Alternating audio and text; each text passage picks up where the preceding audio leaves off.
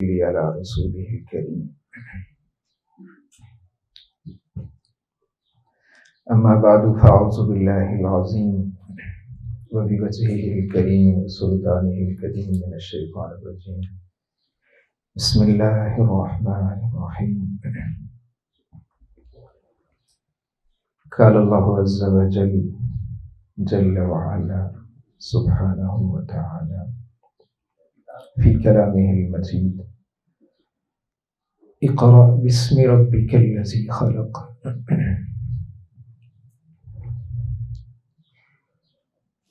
وقال عليه الصلاة والسلام: اللهم بك أصبحنا،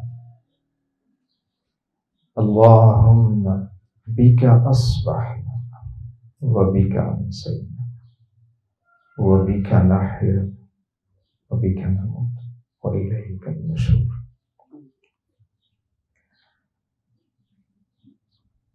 سامعین محترم،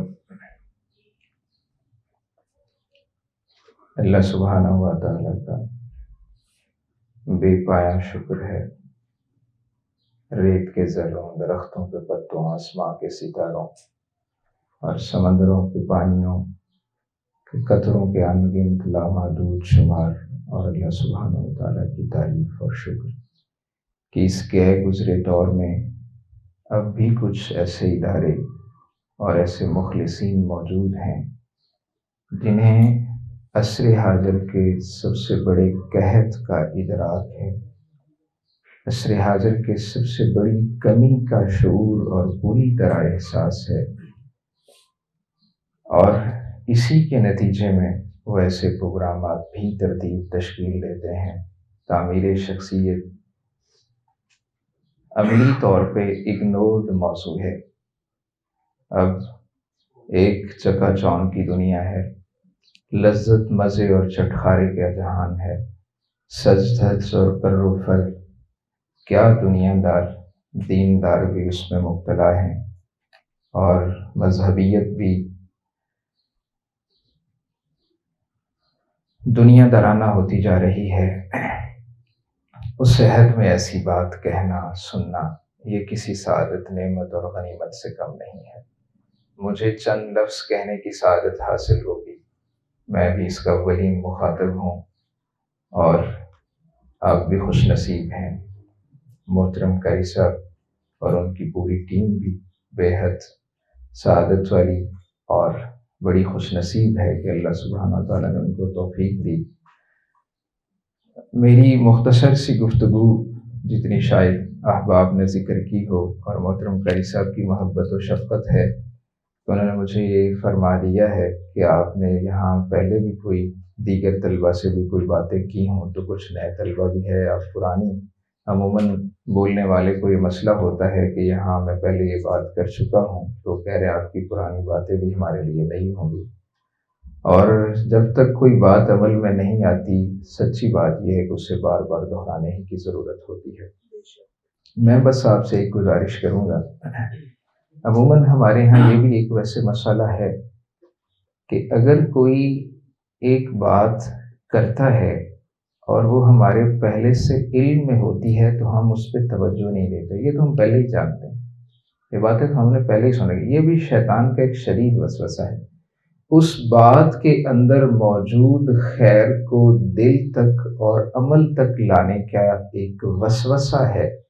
ہاں اگر یہ آپ کے علم میں ہے تو یہ دیکھ لیں کہ آپ کے عمل میں موجود ہے، عمل میں ہے تو بڑے خوش نصیب ہیں۔ اس لیے ایک جماعت ہمارے معاشرے میں موجود ہے، ان کی میں نے یہ خوبی دیکھی ہے کہ جب بھی ان کا کوئی شخص بیان کرنے کے لیے کھڑا ہوتا ہے اور وہ بالکل کم علم سا نیا نوجوان ان کے ساتھ شریک ہوا ہوتا ہے، اسے کچھ پتہ نہیں ہوتا، چند ٹوٹے پھوٹے لفظ ہوتے ہیں، تو جو ان کا امیر ہوتا ہے وہ صاحب علم و فضل ہی کیوں نہ ہو، عالم ہی کیوں نہ ہو، وہ سامنے دو زانو کامل انہماک، محویت، یکسوئی اور فلی کنسنٹریشن کے ساتھ اس کو سن رہا ہوتا ہے۔ تو اس چیز کی ہمیں بہت ضرورت ہے۔ ممکن ہے، ویسے تو سچی بات یہ ہے، اللہ تعالیٰ مجھے کسی علمی ہمیشہ اللہ ہمیں غرور علم سے محفوظ رکھے. بہت بڑا یہ بھی فتنہ ہے. مجھے اس کا اندیشہ نہ ہوتا تو میں اس موضوع سے تعلق سے اس موضوع کے حوالے سے بلا مبالغہ یہ بات کہہ سکتا ہوں، اللہ کے حضور ہاتھ جوڑ کے معافی طلب کرتے ہوئے، اور کسی ایسا جملہ، کوئی ایسا لفظ جس سے علمیت کا احساس بھی ہو رہا ہو، میں اس پہ اللہ سبحانہ و تعالیٰ کی اپنے لیے اور آپ کے لیے پناہ طلب کرتا ہوں. اس موضوع سے متعلق وہ باتیں یہاں کی جا سکتی ہیں جو آپ نے زندگی بھر بھی نہیں سنی. تعلق باللہ کے حوالے سے، اللہ سبحانہ و تعالیٰ کے حوالے سے، اللہ سبحانہ و تعالیٰ کی ذات اطہر و اقدس ہم دنیا کی ہر چیز سے شناسا ہیں. بس آپ کی مجھے پوری توجہ، جتنا کہیں گے. میں نے جب کہا بھائی جان نے کہ آپ نے گھنٹہ ڈیڑھ 2 گھنٹے بولنا ہے، تو ہمیں چونکہ استاذ ہیں، پڑھاتے ہیں طلبہ کو، تو ہمیں کیپیسٹی کا اندازہ ہے کہ اسٹوڈنٹ کی کیپیسٹی جو ہوتی ہے وہ میکسیمم 40 منٹس ہوتی ہے. تو میں آپ کی اپنی کیپیسٹی کا بھی خیال رکھوں گا. جب تک آپ کے اندر میرے اندر طلب رہے گی ہم اس وقت بات کر لیں گے. اصل تو یہ ہے کہ وہ بات ہمارے اندر، ہمارے دل میں اترے اور ہمارے عمل میں آئے. ہم بہت بولتے ہیں، بہت کم سنتے ہیں اور اس سے بہت کم عمل کرتے ہیں. تو میری گزارش ہے کہ یہ جو ریکارڈنگ ڈوز کریں گے، آپ ریکارڈنگ سن کے جو پوائنٹس بہتر سمجھتے ہوں، جن کی ہمیں عمل کے حوالے سے ضرورت ہو، یہ میری ایک صرف گزارش ہے. باقی جیسے آپ کرنا چاہیں. یہ علمی پوائنٹس آپ اس کی دوبارہ ریکارڈنگ مل جائے تو نوٹ کر لیجئے گا. ابھی تو میں چاہتا ہوں کہ اس وقت کسی ایک فرد کا مل جانا آپ کو اور اس کا اللہ کی بات کو سن لینا، یہ کوئی چھوٹا سا واقعہ نہیں ہے.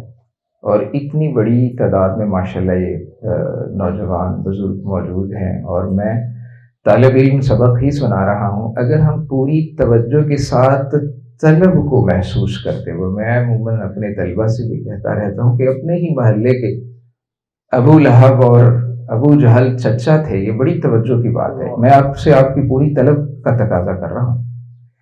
پوری توجہ کا بھی، توجہ کامل بھی آپ کی مطلوب ہے اور طلب صادق بھی آپ کی مطلوب ہے. جب بندہ لکھنے میں مشغول ہو جاتا ہے تو طلب اور توجہ دونوں کم ہو جاتی ہیں. تو طلب صادق کی بھی نیت کرتے ہیں اور توجہ کامل کی بھی نیت کرتے ہیں، پھر ممکن ہمیں کچھ حاصل ہو سکے. اپنے چچا سیرت نگاروں نے لکھا ہے کہ نبی ختم المرسلین محمد عربی صلی اللہ علیہ وآلہ وسلم 20 سے سینکڑوں بار ایمان کی دعوت لے کے گھر جا کے نوکنگ کی ہے، دستکیں دی ہیں ہدایت کے لیے، لیکن ہدایت نہیں ملی. اور کہاں حبشہ کا بلال ہے، اور کہاں فارس کا سلمان ہے، اور کہاں عرب سے روم میں چلے جانے والے صہیب ہیں. بڑی عجیب سی بات نہیں کہ اپنے محلے کے اپنے اقربا اور اپنے رشتہ دار ہی آسمان کے نیچے، زمین کے اوپر، کائنات کی سب سے قیمتی ترین چیز ہدایت سے محروم رہے. یہ ایک بنیادی سی بات سمجھنے کی ضرورت ہے. ہدایت اس کائنات کو، اور ایمان اس کائنات کی سب سے قیمتی ترین چیز ہے، اور کائنات کی اس سب سے قیمتی ترین چیز سے اپنے ہی عزیز و اقارب محروم ہیں. اور کہاں حبشہ، کہاں فارس، کہاں روم. پیچھے بات اصل میں کیا ہے، اور اس کی ہمیں ہر وقت ضرورت ہے. اگر میں یہاں گفتگو کر رہا ہوں اور آپ گفتگو سن رہے ہیں لیکن وہ چیز موجود نہیں ہے، تو ہم علمی اعتبار سے ایک لفظ بولا شیخ مکرم نے کہ ہم سے معلومات شیئر کریں گے. ضرور انشاءاللہ یہ معلومات ہیں، لیکن ان معلومات کا اصل مقصود معمولات ہے کہ یہ انفارمیشن کی حد تک کوئی چیز منتقل ہو جائے، یہ بھی اچھی بات ہے، لیکن یہ معلومات ہماری معمولات بنے، صبح و شام ہماری ان کے ساتھ ہو. میرے معمولات سے مراد کیا ہے؟ صرف اس ایک مثال سے سمجھیے گا، میں بہت لمبی بات نہیں کروں گا، بس یہ طلب کی بات اور اس کے ساتھ معمولات پہ ایک بات ذرا بڑی توجہ طلب ہے، اللہ نے ذہن میں ڈالی۔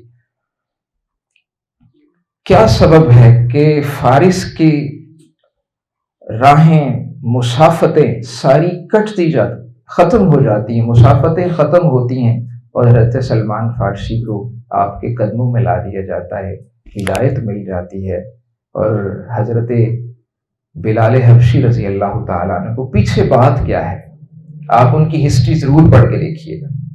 حضرت سلمان فارسی نے آپ تک پہنچنے کے درمیان کتنی مسافتیں طے کی ہیں، ایمان تک پہنچنے کے کتنے مرحلے جان گسیل طے کیے ہیں، یہ ان کی آپ بیتی پڑھیں گے تو پتہ چلے گا کہ ایمان کیا ہے۔ میں کل پرسوں بھی ابھی دوست سے کہہ رہا تھا کہ جب ہم شیب ابی طالب کو پڑھتے ہیں تو سیرت کی کتاب، آپ بہت سے طلبہ چکے دکھائی دے رہے ہیں، سیرت کی کتاب آپ اٹھاتے ہیں، شیب ابی طالب کو پڑھتے ہیں، طائف کے سفر کو پڑھتے ہیں، پڑھ کے نکل جاتے ہیں۔ آپ ذرا سوچیں، ٹھہریں، رکیں اور دیکھیں کہ شیب ابی طالب کی وہ صبح کتنی قہرناک، خوفناک ہوتی ہوگی، جب بچے بھوک اور پیاس سے بلبلاتے ہیں اور ان کی آوازیں اہل مکہ سنتے اور اس پہ وہ تنزیہ کہہ کے لگاتے ہیں، ایک بلکتے اور سسکتے بچے، اور ان صحابہ کرام سے پوچھے کوئی کہ اس صبح کی قیمت کیا ہے۔ ہم کیا ہیں، وہ سورو باب کے ورق الٹ کے گزر گئے، ہم تو بدر احد کے ورق الٹ کے چلے جاتے ہیں، ہم تو شیب ابی طالب کے واقعے۔ یہ بھی میری آپ کے سامنے ایک گزارش ہے، آپ کو جب جو ہی فرصت ملے اس ورکشاپ، اس تعمیر سیرت، تعمیر شخصیت کی اس پروگرام کے بعد باقاعدہ طور پہ آپ شیب ابی طالب کو سیرت کی مختلف کتابوں سے ضرور پڑھیے، اور اپنے آپ کو روکیے گا، خود کو اس دور میں لے کے جائیے گا کہ وہ صبحیں کتنی شدید اور ان شاموں کی اذیتیں کتنی خوفناک تھیں۔ ہمیں تو پیدا ہوتے ہی ایک کان میں اذان کہہ دی گئی اور دوسرے میں تکبیر کہہ دی گئی، اور میں کہا کرتا ہوں اگر نبی کریم صلی اللہ علیہ وآلہ وسلم نے، ہم سبھی الحمدللہ خواہش مند ہیں، بہت ہی بابرکت باسعادت خواہشیں ہیں کہ حوض کوثر پہ آپ کے پاکیزہ ہاتھوں سے ہم جام کوثر پئیں گے۔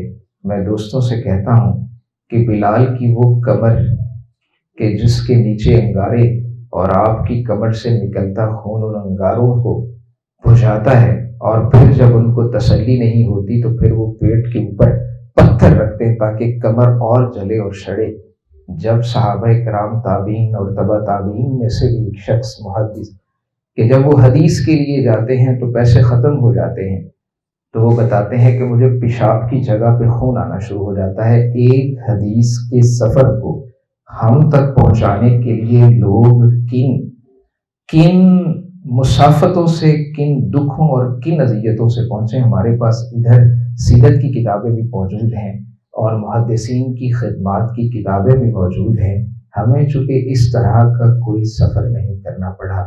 تو میں سوچتا ہوں کہ نبی کریم صلی اللہ علیہ وآلہ وسلم نے کہہ دیا کہ اپنے سر سے لے کر اپنے پاؤں کے ناخن تک کوئی اپنے جسم کا ایک حصہ ایسا دکھا دو جس پہ کوئی ایک کانٹا، یعنی کوئی تیر نہیں، تلوار نہیں، کوئی گولی نہیں، اس دین کو ہر کچے پکے مکان تک پہنچانے کے لیے جن دکھوں کی ضرورت تھی، ہم ان دکھوں کے سلسلوں کی بات نہیں کرتے، اپنے پورے وجود پہ لگی ایک کانٹے کی وہ چبھن دکھا دو جو تم کہہ سکو کہ سرور کون و مکان، یہ آپ کے دین کے دکھ میں تکلیف آئی تھی میرے جسم پہ، اور یہ وہ کانٹے کی چبھن ہے جو مجھے اس پہ لگی تھی۔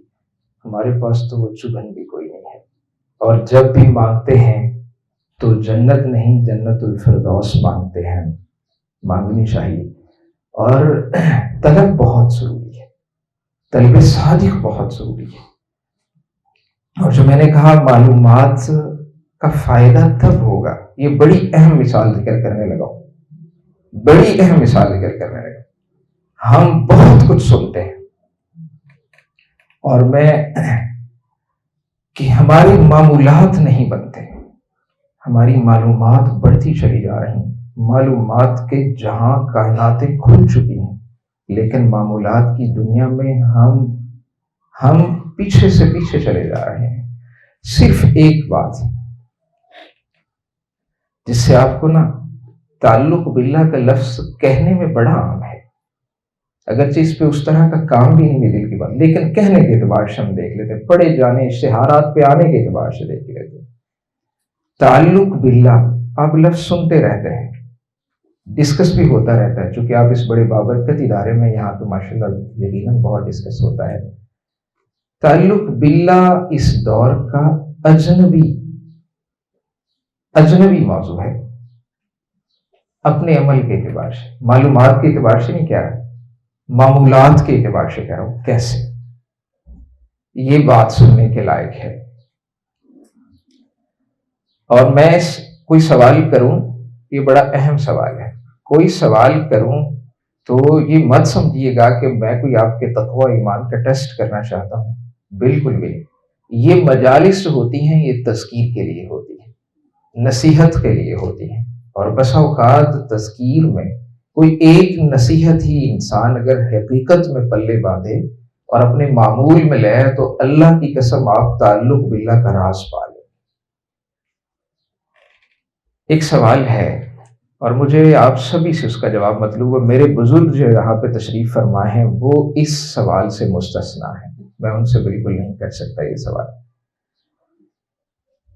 آپ سچ بتائیے، نبی کریم صلی اللہ علیہ وآلہ وسلم، پہلے اس بات سے نہیں بات سنیں، ایک ہوتی ٹائم کی نا، ٹائم کی بڑی اہمیت ہوتی ہے، 24 گھنٹے بعد بڑی توجہ طلب ہے، میں توجہ کے ساتھ طلب کا لفظ بول رہا ہوں، توجہ طلب ہے، یہ ایک بات میں 4 گھنٹے بھی بولوں اور یہ ایک بات ہم چھوٹی سی نہ سمجھ سکے، اپنے عمل میں لا سکے تو پھر 4 گھنٹے بے فائدہ رہے، اور اتنی پریکٹیکل ہے کہ یہ روز ہمیں موقع ملتا ہے اور ہم روز اس کو ترک کرتے ہیں، ویسے تو ڈھیروں ترک کرتے ہیں، آپ نے کتاب تو دیکھ رکھی ہوگی، الف سنہ فی الیوم واللیلہ، 24 گھنٹے میں نبی کریم صلی اللہ علیہ وسلم کی 1000 سنتیں ایک شخص نے جمع کی، آپ کے یہاں موجود بھی ہوں گی، ان میں سے کتنی ہوگی میں اس کو بھی ایک دفعہ چھوڑ رہا ہوں۔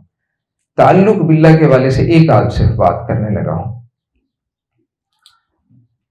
آپ میں سے جتنے نوجوان طلبہ موجود ہیں اور کچھ آپ سے جو بڑے ہیں بزرگوں کے علاوہ، جو 24 گھنٹے میں سے ایک جو سلیکشن آف ٹائم ہے، ذرا آپ اس کو دیکھیے گا، جو رات کا پچھلا پہر ہے، رات کا سناٹا ہوتا ہے، بڑی توجہ طلب بات ہے، رات میں سناٹا ہوتا ہے، سکوت ہوتا ہے، کاروبار زندگی چونکہ مکمل طور پہ بند ہوتا ہے، اور آسمان اول پہ اللہ سبحانہ و تعالیٰ نزول فرماتے ہیں، یہ ذرا پس منظر ذہن میں رکھیے۔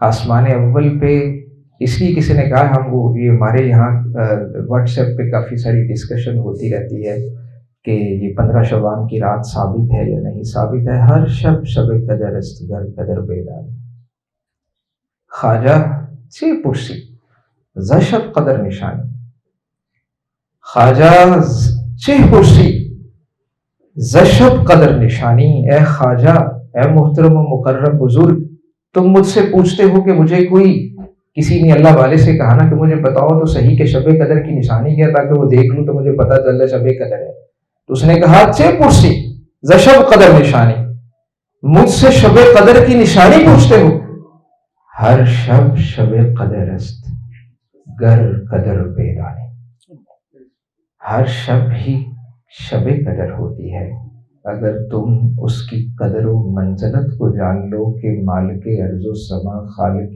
کون و مکان، تم ہر وقت مانگتے ہو یا مانگنے کی کوشش کرتے ہو، مانگنے والے ہو، لوگ تو مانگنے والے بھی نہیں رہے، مانگتے ہو، تم پکارتے رہتے ہو، ایک وقت ایسا بھی آتا ہے کہ دینے والا خود تمہیں پکارتا ہے اور تم اس وقت سو رہے ہو۔ ہر شب قدر اصغر قدر بیداری. میری اصل بات ابھی نہیں ہے. جب ہر شب قدر ہے کہ مالک ارض و سما خالق کون و مکان خود تشریف لاتے ہیں. یہ زمین کا فرش پانیوں کے اوپر بچھایا ہے اس نے. ذرا یہ بات اس بات کو سمجھنے سے پہلے بڑی ضروری ہے. پانی کے اوپر کوئی دیوار بنا کے دکھائیے عزیز طلبہ. پانیوں کے اوپر کوئی بلڈنگ کوئی کنسٹرکشن دکھائیے. یہ پانی کہاں سے آ رہا ہے؟ اس نے یہ زمین کا فرش پانیوں کے اوپر بچھایا ہے. ہمیں اپنی قدرتیں بتانے کے لیے تبارک الذی بیدہ الملک وہو علی کل شیء قدیر. چلے یہ بات اس نے اپنی قدرت میری آپ کی ایک کلی. ابھی زمین کا یہ تصور ذہن میں رکھی پھر میں اصل اس بات پہ آ رہا ہوں. یہ بنیادی باتیں ایک دو اس سوال کو سمجھنے کے لیے بڑی ضروری ہے. زمین کا فرش اس نے پانی کے اوپر بچھا کے اپنی قدرت و سطوت کو بتایا ہے. میں طلبہ سے کہتے ہوں کہ یہ آپ گھاس کی پتی کو دیکھتے ہیں. گھاس کی پتی کو دیکھتے ہیں. پوری دنیا کی ایگریکلچر سائنس مل کے بھی گھاس کی ایک نیچرل پتی تو بنا کے دے. انسان چاند پہ پہنچ کے مریخ پہ جانے کے منصوبے بنانے والا اور سائنس اور ٹیکنالوجی کے دعوے کر کے ہمیں مغالطوں میں مبتلا کر کے مروب کرنے والا ہمیں صرف ایک پتی تو بنا کے دے. پھر آپ دیکھیے تعلق باللہ میں کہ المصور کس کو کہتے ہیں. اور پوری دنیا کے آئی اسپیشلسٹ پوری دنیا کی میڈیکل سائنس مل جائے آپ کی آنکھ کی یہ اوپر جو بال ہیں بھویں ہیں کوئی ایک یہ نیچرل بنا کے دے دے. یہ آپ کے سر کا بال کوئی ایک نیچرل ہی بنا کے دے دے. چاند پہ پہنچ کے مریخ پہ جانے کی باتیں کرنے والے کتنے بے بس ہیں. یہ سب دھوکے ہیں. اور اگر اللہ نے جو فرمایا کہ مکھی ان سے جو کھانا آتی ہے لے جاتی ہے, یہ پوری دنیا کی اور یہ جدید سائنس یہ خود بتاتی ہے کہ مکھی ایک ایسا جانور ہے کہ یہ جو ہی چیز لیتا ہے جو ہی یہ بیٹھتی ہے تو اس کے ساتھ جو چیز یہ لیتی ہے اس کے ساتھ اس کی پوری باڈی میں تحلیل ہو جاتی ہے. وہ جمع رہتی نہیں کہ اسے باہر لا سکے.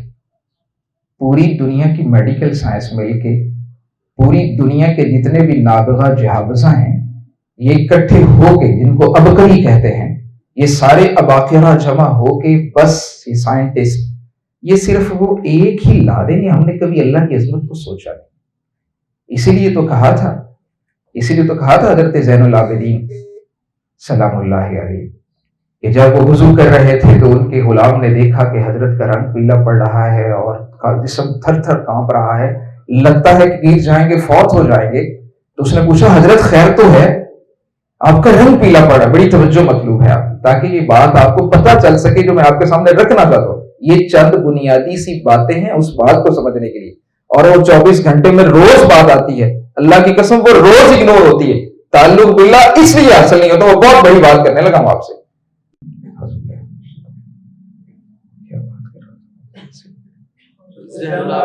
ہاں, حضرت زین العابدین سلام اللہ علیہ جب دیکھا کہ حضرت تو بس گرنے والے ہیں, رنگ پیلا پڑ رہا ہے خوف سے, تو کہنے لگے حضرت خیریت ہے.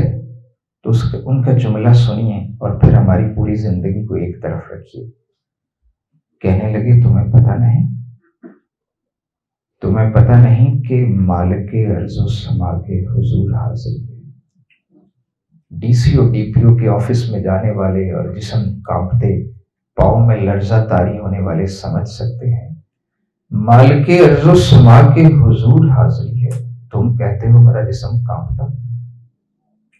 کوئی چھوٹی سی بات ہے اس کے حضور حاضری دینا. اس لیے حضرت عمر رضی اللہ تعالیٰ عنہ کے قول کافی دیر پہلے پڑھا, ترمذی شریف میں صحیح قول ہے جہاں تک مجھے یاد ہے, کہ بڑی پیشی سے پہلے الارض الاکبر, اللہ اکبر, اللہ الکبیر کے سامنے ہماری ایک بہت بڑی پیشی ہونے والی ہے.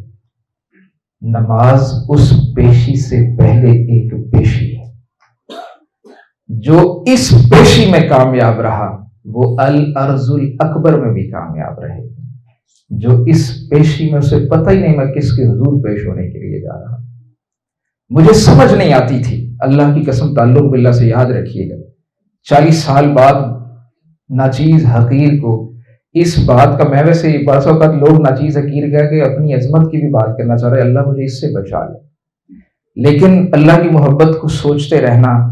میں آپ کو بھی کہوں گا کہ یہ ضرور یہی میں چھوٹے بچے ہیں گھر میں ان کو بھی کہتا رہتا ہوں کہ اللہ سے باتیں کرنا ہم سیکھیں. یہ تعلق باللہ کا بڑے رازوں میں سے بڑا ترین راز ہے. میں مانگ نکال رہا ہوں تو دل چاہتا ہے کہ مانگ نکالوں تو باہر مجھے دنیا دیکھے. یہی کچھ ہو رہا ہے. ہمارے چہرے پہ آنے والا ایک چھوٹا سا داغ پوری جو بیوٹی انڈسٹری ہے حرکت میں آ جاتی کہ نہیں.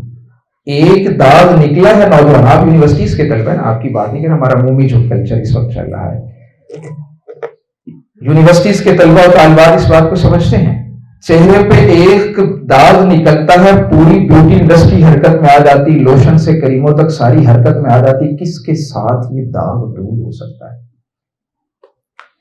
کس کے ساتھ یہ داغ دور ہو سکتا ہے؟ اور اگر سر کے بال ایک دو گرنا شروع ہو گئے ہیں تو سارے کے سارے آپ دیکھیں مارکیٹ کے اندر موجود، آپ کتنے لوگوں سے مشورہ کرتے ہوئے نوجوانوں کو دیکھتے ہیں کہ میرے بال گر رہے ہیں. میرے کسی بال کے گرنے سے جو پریشانی نوجوان کو آ رہی ہے اور چہرے پہ آنے والے ایک داغ سے جو تکلیف اور اذیت آ رہی ہے، ادھر یہ اس کی نافرمانیوں اس پہ نافرمانی کرتا چلا جا رہا ہے.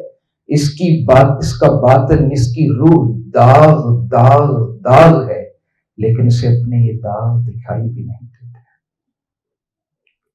میں باتیں ساتھ ساتھ بس بول رہا ہوں. تو اللہ سے نا کہ مانگ نکالتے ہوئے میں یہی بات بچوں کو بتاتا ہوں کہ آپ اللہ سے کہا کہ اللہ جی میں آپ کو کیسا لگ رہا ہوں. انسان کا دل ہے، اور امام ابن تیمیہ رحمہ اللہ فرماتے ہیں انما خلق القلب لاجل حب اللہ تعالی. اس مفہوم میں ہے کہ تو دل تو اس نے بنایا ہی اپنی چاہتوں کے مسکن کے لیے کہ تم اس کو گھر بناؤ. یہ مسکن ہے، اور یہ مسکن حب دنیا اور حب جہاں کے لیے اس نے نہیں بنایا. یہ دل دا آلنا، یہ جو دل کا کی صورت میں گھر ہے، یہ اس کا مالک صرف اللہ ہے. چاہتیں اور محبتیں اگر بسنی چاہیے تو اللہ سبحانہ و تعالیٰ کی بسنی چاہیے. بات میں ضرور لکھ لیجیے گا آپ جب موقع ملے. بس ابھی تو توجہ رکھیے بات پہ. کیا ایسا ہے؟ مجھے پریشانی ہوتی ہے اس بات پہ. جو اصل بات آپ تک کنوے کرنا مقصود ہے، جو میں نے کہا کہ وہ سوال آپ کے سامنے رکھوں گا، اور پھر 24 گھنٹے سوال تو بہت سے ذہن میں آ رہے ہیں، لیکن یہ جس کا معلومات کے ساتھ معمولات ہے. بزرگ اس پہ تدبر کریں گے، بزرگ اس پہ تفکر کریں گے، لیکن میرے نوجوان طلبہ دوست جو ہیں وہ اس کا جواب بھی دیں گے. میں نے کہا زمین کی، آپ زمین کی صورت میں اللہ تعالیٰ کی قدرتیں دیکھیں. انسان اتنا بے بس ہے کہ وہ ایک نیچرل پتی بھی نہیں بنا سکتا ہے. پوری دنیا کی میڈیکل سائنس ایک بال بھی آپ کو نہیں بنا کے دے سکتی ہے، اور اس نے زمین کا فرش پانیوں کے اوپر بچھایا ہے. ذرا تصور ذہن میں رکھیں. اور میری آپ کی بنائی ایک کلی بھی بغیر ستون کے کھڑی نہیں ہوتی، اور اس نے اتنا بڑا آسمان بغیر ستونوں کے کھڑا کیا ہے. اس کی قدرتیں، اس کا جلال، اس کا جبروت، اس کو سوچنے کا ایک وقت ہے. وہ وقت آپ سے بس شیئر کر رہا ہوں، اور اس وقت میں ایک عمل معلومات سے معمولات کا، تاکہ تعلق باللہ کی ہمیں قرآنی منہج کا بھی پتہ ہے. قرآن خود ایک منہج دیتا ہے تعلق باللہ، وہ حیرت انگیز منہج ہے. اور میں دل کی بات نہ، اس پہ کام نہیں، اس پہ کام نہیں. سلف کی بات کرنے والوں کے ہاں بھی اس پہ کام نہیں. سلف کی بات نہیں کر رہا، سلفیین کی بات کر رہا ہوں. ہم نے کچھ باتیں صوفیاء کے کھاتے میں ڈال کے خود سے اپنے آپ کو تعلق کر لیا، بالکل ایسے ہی کہ جیسے اجتماعی دعا مانگنا. ہم نے کہا یہ بدعت ہے. ٹھیک ہے بدعت ہے، اللہ کے رسول صلی اللہ علیہ وسلم نے پراپر، جب تک کوئی کسی نے نہیں کہا یہ آپ کا جو ہمارے یہاں چل رہا ہے کہ ہم بس ہر نماز کے بعد دعا نہیں مانگتے، میں اس پہ کوئی بات بھی نہیں کرتا. ظاہر ہے جو ہمارے علماء نے کہہ دیا ہم اس کو تسلیم کرتے ہیں، لیکن انفرادی دعا سے ہمیں کس نے روکا ہے؟ اور اللہ کی قسم جو دعا کے ذریعے اللہ سے تعلق پیدا ہوتا ہے، جو دعا کے ذریعے اللہ سے تعلق پیدا ہوتا ہے، ہمیں تو دعا کے اندر موجود اس معنویت مقصدیت کا بھی احساس نہیں۔ اللہ نے ایک رکعت میں ایک قیام، ایک رکوع اور 2 سجدے کیوں رکھے ہیں؟ اس کو عجز مطلوب ہے ہم سے۔ وہ چاہتا ہے کہ بندہ اپنی کلی بے بسی کے ساتھ میرے سامنے گر جائے، اپنے آپ کو مٹی مٹی کر لے، یہ اللہ کو مطلوب ہے۔ اور میں بات کرنے لگا تھا، بھول گیا، اللہ تعالیٰ نے ذہن میں ڈال دی ہے۔ مجھے اس بات کی سمجھ نہیں آتی تھی کہ نماز کے دوران سجدہ کی جگہ پہ نظر کیوں رکھنی ہے۔ حدیث سے ہم نے پڑھا کہ آپ کی نظر کہاں ہوتی ہے، سجدہ کی جگہ پہ نظر کیوں رکھنی ہے، اس بات کی طرف بھی میں آتا ہوں۔ اور اس سے پہلے دوسرے سوال کے تحت اس بات کو رکھوں گا۔ پہلی جو بات، پہلا سوال، آپ سلیکشن آف ٹائم دیکھنا ہے آپ نے نبی کریم صلی اللہ علیہ وسلم نے، اور زمین و آسمان کی تخلیقات میں اللہ تعالیٰ کے جلال و جبروت اور قدرتوں اور عظمتوں اور قوتوں کو سامنے رکھتے ہوئے میں نے اتنی تمہید باندھی ایک بات کے لیے۔ یہ سارا کچھ نبی کریم صلی اللہ علیہ وسلم سرتاج الرسل، خاتم الانبیاء، خاتم الرسل ایک عمل کرتے ہیں ہر شب، اور اس شب کے پہر میں ایک تو اللہ سبحانہ و تعالیٰ آسمان اول پہ نزول فرماتے ہیں، ایک اس کا پہلو یہ ہے رات کا پچھلا پہر ہے، اور وہ ٹائم اپنی نوعیت کا پورے 24 گھنٹے میں ایسا ٹائم ہے جس میں تبدل حاصل ہوتا ہے حقیقی معنی، یکسوئی، تنہائی، اور جو راز کی نیاز کی مناجات کی باتیں ہوتی ہیں، اس کا ٹائم دنیا و مافیہ سے لا تعلق، الگ تھلگ وقت ایسا کہ سارا کچھ خاموش، اور اس ٹائم میں اللہ سبحانہ و تعالیٰ خود نزول فرمائیں۔ اب آئیے وہ سوال، اور آپ نے بتانا ہے اللہ کے رسول صلی اللہ علیہ وسلم اپنی مبارک آنکھیں اٹھاتے ہیں، یہ عمل اب سن لیں، اپنی مبارک آنکھیں اٹھاتے ہیں اور پڑھتے ہیں ان فی خلق السماوات والارض واختلاف اللیل والنہار لآیات لأولی الالباب۔ سلیکشن آف ٹائم دیکھیں اور سلیکشن آف آیات دیکھیں، آیات کے اندر زمین و آسمان کی ان تخلیقات میں موجود اللہ کی عظمتیں اور قدرتیں دیکھیں، اور جو آگے ہے وَيَتَفَكَّرُونَ فِي خَلْقِ السَّمَاوَاتِ وَالْأَرْضِ۔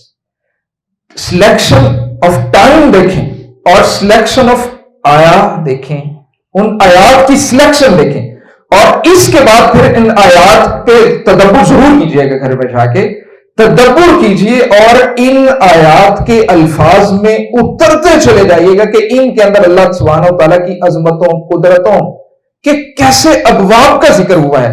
اس وقت نبی کریم صلی اللہ علیہ وسلم اپنی نگاہیں اٹھاتے ہیں، اور تصور کریں کہ اس وقت اللہ کی عظمتوں کا نقش جو قلب کے اوپر منتسم ہو سکتا ہے، جو دل کے اندر اللہ کی عظمتیں، قوتیں، جبروت، جلال، اس سے دل مملوء بھرپور ہو سکتا ہے، اور چاہتیں، محبتیں جتنی اس وقت دل کے اندر جگہ کر سکتی، جگہ گھیر سکتی ہیں، اور اس وقت کوئی اسی سے اسی کو مانگ رہا ہو، اور ایک پہلو آسمان کو دیکھنے کے آسمان کی عظمتوں کا ہے، اور دوسری پہلو یہ ہے کہ یہاں اللہ ایک جگہ ہے۔ میں ان تمام ایسی باتوں سے، عقیدے کے حوالے سے میری بات سے میں کلیتاً الحمدللہ سلفی العقیدہ ہوں، لیکن ایک بات ہوتی، یہ شیخ تشریف فرمایا میرے جانب دونوں طرف، کہ جب نزول بارش ہوتی تھی تو آپ چہرہ انور کو اوپر اٹھاتے تھے، کیوں اٹھاتے تھے؟ میرے اللہ کے پاس سے آئے، اور آسمان کی قدرتیں پیش نظر کہ اتنی قدرتوں والا میرا رب، اور پھر دیکھ رہے ہیں کہ یہ وہ آسمان ہے جس کی طرف اللہ نزول کرتے ہیں۔ اب وہ کیسے کرتے ہیں ہم اس پہ کوئی بات نہیں کرتے، لیکن آپ یہ تصور کریں تمام طلبہ، سچ بتائیے گا، قطعاً ہم ظاہر ہے کوئی ایسی ڈپلومیٹک جھوٹ تو بڑی دور کی بات ہے، ڈپلومیٹک بات بھی ہم قول سدید ہے، ہمیں تو یہ بات بیان کی گئی۔ اچھا طلبہ سچ بتائیے گا، آپ نے پوری زندگی میں کبھی تہجد آپ پڑھتے ہوئے، مجھے پتا ہے بہت سے چہرے اپنے چہروں سے محسوس ہو رہے ہیں، تہجد کے وقت اٹھتے ہوئے اور بہت سے اعمال ہیں، میں صرف ایک عمل کی بات کر رہا ہوں، معلومات سے معمولات کی، تعلق باللہ معمولات سے حاصل ہوتا ہے، تعلق باللہ معمولات سے حاصل ہوتا ہے۔ آپ یہ میری بات ابھی آپ کو پتہ نہیں چلے کیونکہ یہ ابھی صرف تھیوریٹیکل ہوتی ہے، ایک تھیوری ہے، بات کر رہا ہوں۔ جب آپ قلب کے اندر، اور اس کے ساتھ میں لنک کرتا ہوں، جب آپ گھر سے نکلے ہوں اور گھر سے نکلتے ہوئے آپ کا محور مرکز یہ ہو کہ میں مسجد کی اس جگہ پہ پہنچوں، اور یہ سارا سفر ہو رہا ہے کہ وہ جگہ کتنی اچھی ہے جہاں پہ میری یہ پیشانی لگے، یہ مقام تقرب ہے۔ بڑی دیر بعد اللہ نے کھولا کہ یہاں نظر کیوں رکھی جائے گی کہ تم گھر سے نکلے تھے اس کے قرب کو، تو پھر نظر رکھو اس مقام تقرب پہ، مقام قرب پہ نظر رکھو کہ سجدہ آخری بہترین شکل ہے اس کے قرب کی، وسجد وقترب، وسجد وقترب، یہ سجدہ قرب کے لیے ہے، اور یہ مقام، یہ جگہ مقام قرب ہے، اس لیے یہاں پہ نظر رکھی جاتی ہے۔ میں نے کبھی، آپ نے کبھی اس نیت سے یہاں پہ نظر رکھی ہے؟ اسی لیے آنکھیں بند نہیں کی جاتی، مجھے بڑی دیر بعد ان باتوں کی سمجھ آئی ہے، اسی لیے آنکھیں بند نہیں، اور بھی وجوہات ہوں گی، حکمتیں پیارے آقا صلی اللہ علیہ وسلم نے مجھے جو بتایا اس میں ڈھیروں حکمتیں، میں حکمتوں میں سے ایک حکمت کی بات کر لیتا ہوں۔ کیا کبھی دل میں یہ احساس رکھتے ہوئے اس جائے قرب پہ، مقام قرب پہ اسی لیے سجدہ کیا ہو، پوری شوق کے ساتھ وہاں نظر رکھی ہو کہ یہ وہ مقام ہے جہاں پہ مجھے میرے الہ العالمین کا قرب میسر آئے گا، اور کبھی آپ نے زندگی میں اپنا ایک سجدہ طویل کیا ہے کہ یہ مقام قرب ہے؟ میں کئی بار پڑھا سبحان ذی الجبروت والملکوت والکبریاء والعظمہ، ان الفاظ پہ غور کیجیے، ان الفاظ کے باطن میں اترنے کی کوشش کیجیے، ان الفاظ میں موجود اللہ کی عظمتوں کو اپنے ذہن و دل پہ نقش و کندہ کرنے کی کوشش کریں۔ ہمارے ہاں میں مشورہ دوں گا، 5 دن سے جاری اس ورکشاپ میں مجھے زیادہ پروگرام دیکھنے کا تفصیل سے بالکل بھی موقع نہیں ملا، لیکن جب میں نے صرف ایک اس کا پہلا بروشر دیکھا تو میرے دل میں قاری صاحب کے لیے، محترم تنویر الاسلام صاحب، ان جیسے ہمارے بڑے پیارے دوستوں کو مشورہ دوں کہ اس کے بعد نا اس کو پریکٹیکل میں لانے کے لیے کچھ کرنے کی ضرورت ہے۔ نظری طور پہ، فکری طور پہ بہت سی باتیں ہوتی ہیں، آپ یہ کام اپنے ادارے میں شروع کر دیں کہ تعمیر شخصیت ہوتی کیسے ہے، تعلق باللہ حاصل کیسے ہوتا ہے، ان پریکٹسز سے۔ اصل میں وہ نبی کریم صلی اللہ علیہ وسلم کے عظیم المرتبت عمل ہیں، ان اعمال کو پورے، انہوں نے بڑا خوبصورت لفظ لکھا ہے، زندگی شعور سے۔ تو ان سارے کاموں کو اس شعور کے ساتھ بجا لانے کا میکانزم بنانے کی ضرورت ہے، ایک مستقل ادارہ بنانے کی ضرورت ہے۔ خانقاہ میں اور آپ جا نہیں سکتے ہیں کہ اس لیے کہ ہم خانقاہی نظام کو سمجھتے ہیں کہ وہ قرآن و سنت کے خلاف، ٹھیک ہے، لیکن اس ادارے کو ہی آپ سمجھ لیں کہ یہاں ہم نے وہ کام کرنا ہے، وہ عمل بجا لانا ہے۔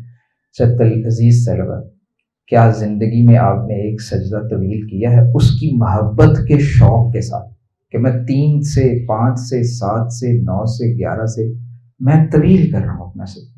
میں نے یہاں ایک مرتبہ بات کی، قاری صاحب نے مجھے اجازت دے دی کہ جب کبھی آپ نماز پڑھ کے نکلتے ہیں، آپ نے پوری زندگی میں کبھی یوں نظریں اٹھا کے اللہ کے گھر کو سے نکلتے ہوئے کبھی آپ نے، یہ محبتوں کی دنیا ہے، مجازی محبت کی دنیا ہے، ظاہر چکا چوند کی دنیا ہے، لوگ بری طرح نفس کی خواہشوں والی رذیل و غلیظ چاہتوں، بری چاہتوں میں مبتلا ہیں، آپ ان سے پوچھیں کہ بچھڑنے والے دوست کو کتنی حسرتوں اور اداسیوں سے لوگ دیکھتے ہیں۔ بچھڑتے دوستوں کو لوگ کتنی حسرتوں اور اداسیوں سے دیکھتے ہیں۔ پوری زندگی میں اللہ نے اگر یہی پوچھ لیا کہ میرا گھر تو تمہارے لیے قرب کا ذریعہ تھا، یہاں سے تم میرا قرب پاتے تھے، کیا کبھی میرے گھر سے نکلتے ہوئے حادثات، ایکسیڈنٹ کی زندگی میں نکل کر تم نے کبھی اداس نظروں سے میرے گھر کو بھی دیکھا ہے کہ صبح پڑی ہے تو کیا خبر حادثوں کی دنیا میں ظہر کے وقت اس کے حضور پھر سے حاضر ہو سکوں گا کہ نہیں ہو سکوں گا۔ مجھے ایک نوجوان نہیں بھولا، میں نے اس سے پوچھا کہ جب تم مسجد میں آتے ہو، آپ بھی چونکہ طلبہ ہیں، جب تم مسجد میں آتے ہو تو کیا کرتے ہو؟ مجھے کہنے لگا کہ میں آتا ہوں اداس نظروں سے کھڑا ہو کے وہاں پڑی صفوں کو دیکھتا رہتا ہوں کہ یہ وہ جگہ ہیں جہاں پہ لوگ آ کے اس کے قرب کو حاصل کرتے ہیں، اور جب میں نکلتا ہوں تو نکل کے اداس نظروں سے دیکھتا ہوں، چلتا چلا جاتا ہوں، رکتا ہوں، پھر سے مڑ کے دیکھتا ہوں اس کے گھر کی طرف اور سوچتا ہوں پتہ نہیں پھر اس سے ملاقات کا موقع مل سکے گا کہ نہیں، نہ جانے کب مہلت عمر ختم ہوگی اور ساتھ مہلت عمل بھی ختم ہو جائے گی۔ یہ غنیمت ہے، نہ جانے کب ختم ہو جائے گی۔ تو بہت ہی محترم دوستو، آپ صرف یہ بتا دیں تاکہ ہمیں نا پریکٹیکلی اپنا پتہ چل رہے ہم کتنے پانی میں ہیں، ہمیں اپنے عمل کے اعتبار سے پتہ چل رہا ہے کہ ہم نا حقیقت میں ہیں کتنے۔ جب بندے کو یہ پتہ چل جاتا نا کہ میں حقیقت میں ہوں کتنا، اس کے تعلق اور اس سے محبت کے اعتبار سے، تو پھر انسان کے دل میں یہ خواہش بھی پیدا ہوتی ہے کہ وہ اس کو بہتر کر سکے۔ اس سے کم از کم ہمیں یہ پتہ چل جائے گا ریئلٹی کی بنیاد پر، باتوں کی وجہ، اور گراؤنڈ ریئلٹی کی بڑی اہمیت ہوتی۔ گراؤنڈ ریئلٹی اب ہم دیکھ لیتے ہیں۔ سچ بتائیے گا، پوری زندگی میں جب آپ تہجد کے لیے اٹھے تو کیا کبھی ایک بار، یہ وہ عمل ہے جو سرور کون و مکان ہر شب کرتے تھے، شعور و احساس کچھ تو میں نے بتایا، نبی کا شعور کیا ہو سکتا ہے، نبی کا احساس کیا ہو سکتا ہے، اور نبی کے دل میں اس کی چاہتوں کے جہاں اور کائناتیں کتنی ہو سکتی ہیں۔ یہ تو پھر وہی شخص جو کائنات میں اللہ کے سب سے بڑے عارف ہیں وہی سمجھتے ہیں۔ ہم جتنا شعور باندھ سکتے ہیں، ہم جتنی آگہی بیدار کر سکتے ہیں، اس کو بھی چھوڑ دیتے ہیں۔ میں شعور و احساسات کی دنیا سے لا تعلق کر کے آپ کو کہتا ہوں، آپ ایک فارمیلٹی کے طور پہ ہی سمجھ لیں، ایک عادت کے طور پہ ہی سمجھ لیں۔ آپ نے کبھی یوں آسمان کی طرف نگاہیں اٹھا کے رات کے پچھلے پہر دیکھا ہے؟ اللہ کے رسول شروع کرتے تھے، سچ بتائیے۔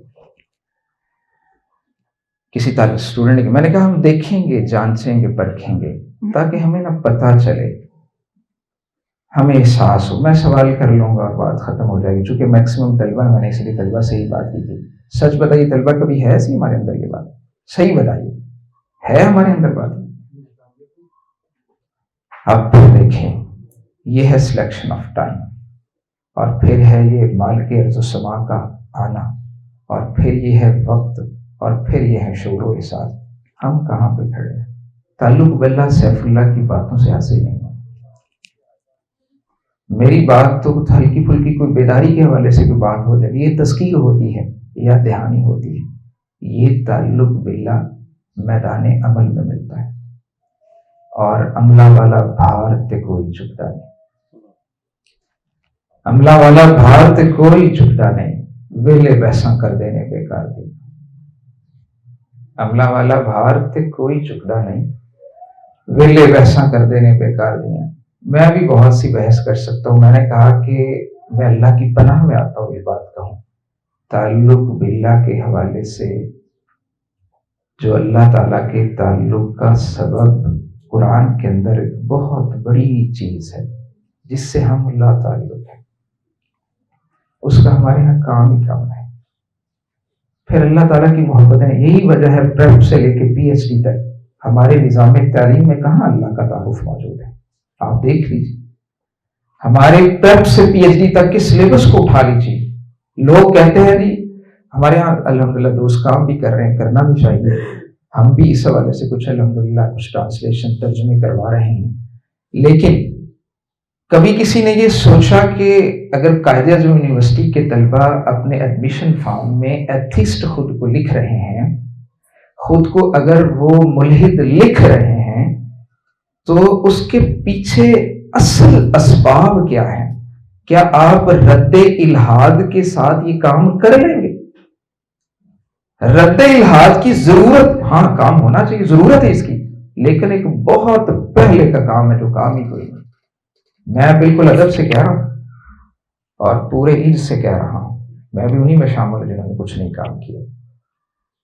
ہاں جس بندے کو آپ اللہ کا تعارف نہیں دیں گے, میں بات کر رہا تھا کہ اس مانگ نکالتے ہوئے کبھی ہم نے, آپ ہمارے یہاں دوست شادی شدہ میں بیٹھے ہیں, تو میں بھی اپنی بیوی سے کہتا رہتا ہوں کہ مانگ تو نکالنی ہے, تو کبھی بچے کو یہ کہا ہے کہ درمیان سے اس لیے نکال رہی ہوں کہ یہ میرے پیارے آقا, ہمارے پیارے آقا کی یہ سنت طریقہ ہے, تاکہ ان باتوں کے ساتھ اس کے اندر نبی کریم صلی اللہ علیہ وسلم کی محبت جو ہے وہ گھوم جائے, وہ اس طرح فرد نکلے. تمہیں یہ کھانا پکڑو, یہ دائیں ہاتھ سے پکڑو. کیوں پکڑو دائیں ہاتھ سے؟ رکو ذرا, ہمارے پیارے آقا صلی اللہ علیہ وسلم کا عمل تھا. قدم قدم پہ روکنا, قدم قدم پہ اللہ کی نبی کریم صلی اللہ علیہ وسلم کی محبت کی باتیں کرنا, خود دینی گھرانوں کے اندر کتنا موجود ہے. اچھا تو نہیں لگ رہا اس پروگرام کے توسط سے تعلق سے جو دوست کہیں اور سن رہے ہیں, یہ میری بات ان تک بھی ہے کہ اگر وہ علماء ہیں تو یہ خود سے سوال پوچھ سکتے ہیں, انہوں نے شعور و احساس کی دنیا آباد کر کے کتنی مرتبہ رات اٹھ کے تہجد کے وقت آسمان کو دیکھا ہے. وہ خود دیکھ سکتے ہیں, پتہ چل جائے گا ہماری اوقات کتنی. تو بہت محترم دوستو, یہ کام کرنے کے ہیں, اور میں جب بھی میرے معذرت کے ساتھ کہہ رہا ہوں, جب بھی مجھے کوئی دوست کسی اور مسلک سے متعلق بات کرتا ہے تو میں پریشان ہوتا. مثلا ایک دوست بہت اچھے, بڑی اللہ سے محبت کرنے والے ہیں, انہوں نے مجھے کہا سیف صاحب, کہف, اصحاب کہف نے اپنا ایمان بچانے کے لیے, اصحاب کہف نے, بڑی توجہ والی بات, اپنا ایمان بچانے کے لیے اس کہف میں گئے. آج کے دور میں آج کے نوجوانوں کے لیے کون سے کہف ہیں جہاں وہ پہنچ کے اپنے ایمان کو بچا سکتے ہیں؟ اتنا ایمان بچانا, اتنا ایمان ہونا تو فرض ہے جو ہمیں گناہوں سے بچا سکے. جو گناہوں سے نہ بچا سکے, پھر آپ سوچئے کہ دل کے اندر کہاں ہے وہ ایمان نام کی چیز جو آپ کو برائی سے روک نہیں سکتی. اس موج مستی کے لذت مزے چٹخارے کے دور میں مجھے آپ نے اپنے ایمان کی فکر کرنی ہے اور اس فکر سے اپنے ایمان کو بچانا ہے. تو مجھے جب انہوں نے کہا کہ آج کے دور کے کہف کون سے ہیں, اصحاب کہف کو تو کہف مل گیا, ہمارے لیے وہ کہف کون سا ہے؟ تو انہوں نے مجھے ایک بات بڑی ویلڈ ہے, بڑی معذرت کے ساتھ شاید سنتے ہوئے ہمیں محسوس بھی ہو, لیکن جو ریئلٹیز ہیں وہ ریئلٹیز ہوتی ہیں.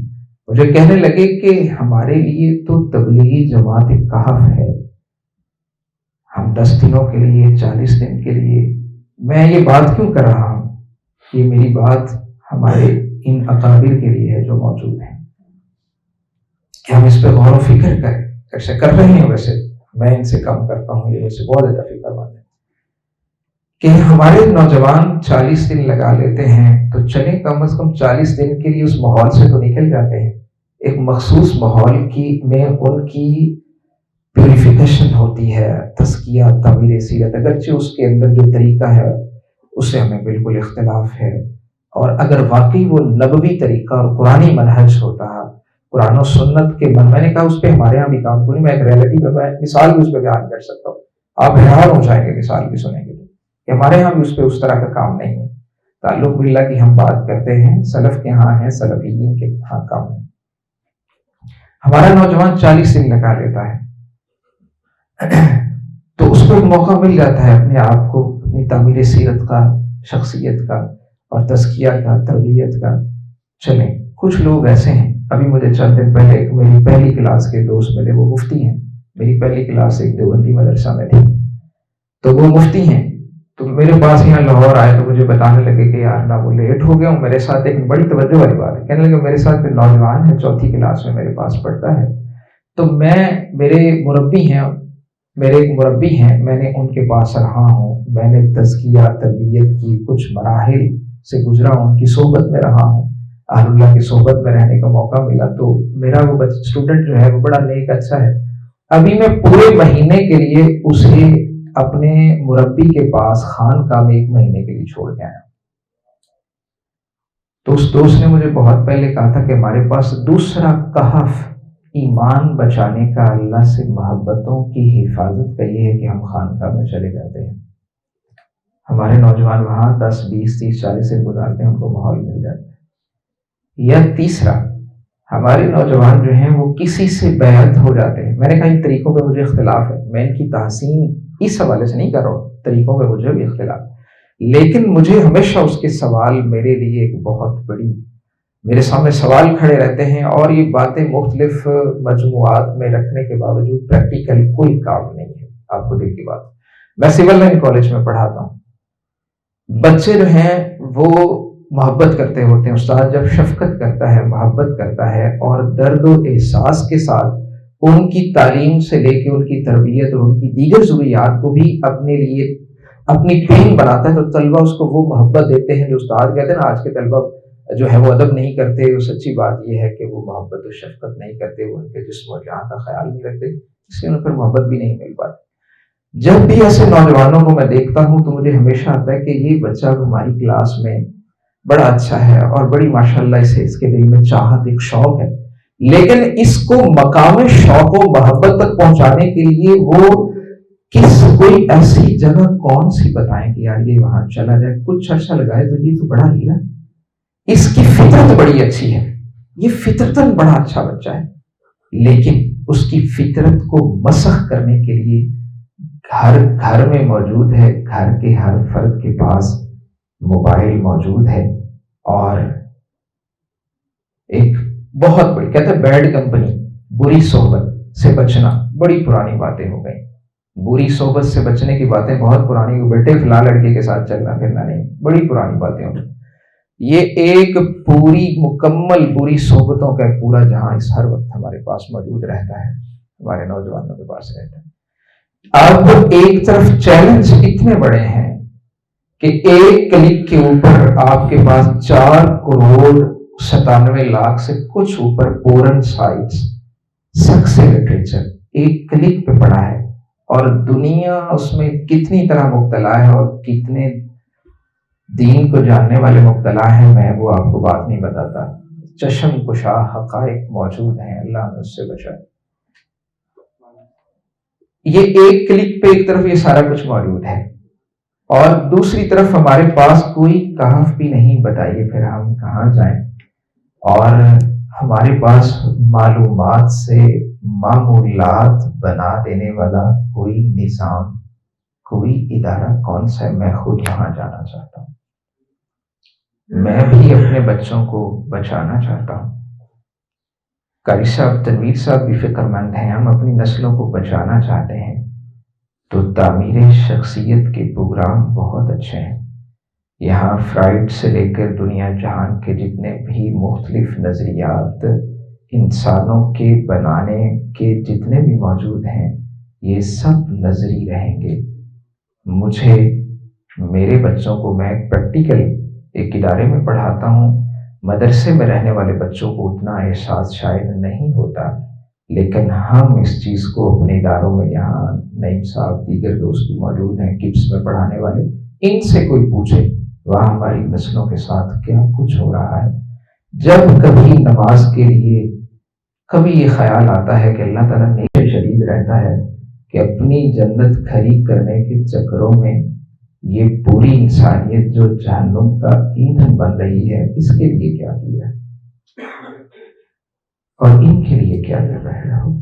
بہت محترم پریوار دوستو، یہ جب تک معمولات میں نہیں آئیں گے، اور آپ کو دل کی بات بتاؤں، دکھ کی بات بتاؤں، میں اس پہ اپنے ان علماء دوستوں کے ساتھ بیٹھ کے گفتگو کر سکتا ہوں۔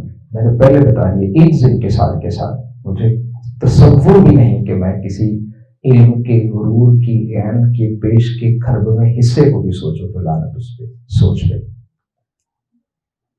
ہماری مدارس میں قرآن کریم کا ترجمہ بھی تعلق باللہ کی بنیاد پہ نہیں پڑھایا جاتا، اور پورے شعور سے کہہ رہا ہوں، اور پورے 1 سال کے کام کرنے کے بعد میں اس محض کوئی بڑی بات نہیں کر رہا کہ میں مطالعہ کسی جگہ سے کر کے آ گیا، کسی نے لکھ دیا کہ ہمارے مدارس کے اندر ترجمہ قرآن بھی تعلق باللہ کی بنیاد پہ نہیں پڑھایا جاتا، تو میں نے سنا پڑھا اور آپ کو بیان کر دیا۔ نعیم صاحب جانتے ہیں، منیر صاحب جانتے ہیں، میں پورا سال لگا ہے اس بات کو سمجھنے کے لیے، اور یہ بات کھلی کہ تم تو اسکول کالج یونیورسٹیز کے نصاب تعلیم کی بات کرتے ہو، یہاں حدیث بھی تعلق باللہ کے لیے نہیں پڑھائی جاتی۔ اگر مجھے نحو کا پہلا سبق، عربی گرامر کا پہلا سبق کبھی ماڈل لیسن کے طور پہ، میں انشاءاللہ دوستوں سے وعدہ کرتا ہوں، میں ماڈل لیسن کے طور پہ میں نحو کا پہلا جو ہمارا لیسن ہوتا ہے کلمہ کی 3 اقسام کا، اسم، فعل اور حرف، اس کو تعلق باللہ کی بنیاد پہ پریکٹیکلی پڑھا کے میں، یعنی اللہ بار بار میں مجھے معاف فرما دے، اس کو سامنے رکھا جا سکتا ہے کہ نحو کو بھی کبھی تعلق باللہ کی بنیاد پہ نہیں پڑھا ہے۔ حالانکہ ہم اس لیے آج سب سنتے ہیں کہ یہ جتنے معاون علوم ہیں یہ کس لیے ہیں؟ فہم قرآن و سنت، فہم قرآن و سنت کے لیے۔ فہم قرآن و سنت کے معاون علوم کو بھی ان مقاصد کے تحت رکھ کے منہج الدراسہ طے نہیں کیا۔ لیسن پلاننگ کرتے ہوئے، میں صرف ایک مثال لے کے اپنی بات ختم کروں، بات بڑی بہت توجہ طلب ہے۔ مجھے ایک ادارے میں عدد معدود کی بحث پڑھانا تھی۔ یہ ہمارے شیخ تو نہیں موجود ہیں؟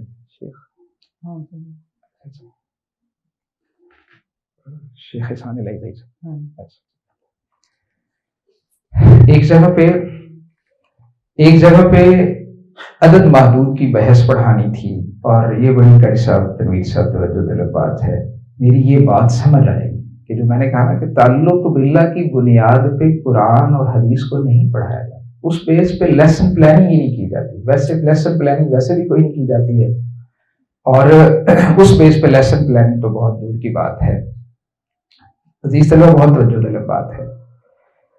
کاؤنٹنگ کی بحث پڑھانی تھی، عدد معدود کی بحث پڑھانی تھی، تو میں بچوں سے پہلے بات کر چکا تھا کہ مجھے بچوں کو چند بحثیں پڑھانی ہیں، تو میں آپ کو اپنا ہر لیسن جو ہے وہ تعلق باللہ کی بنیاد پہ، اللہ کی محبت کی بنیاد، ہم نے اپنی نحو سے نحو بھی سیکھنی ہے اور اس کی چاہت و محبت کو بھی سیکھنا ہے۔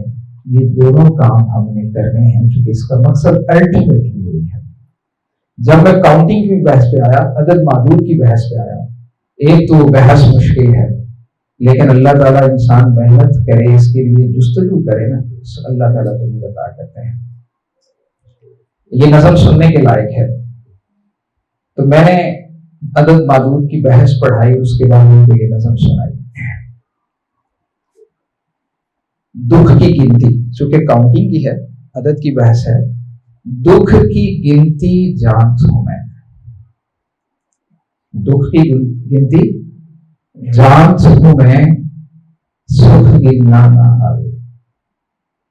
تعلق باللہ کی بات ہو رہی ہے، اور تعمیر شخصیت جس تعلق باللہ اور جس نظام سے ہونا ہے اس کی بات ہو رہی ہے۔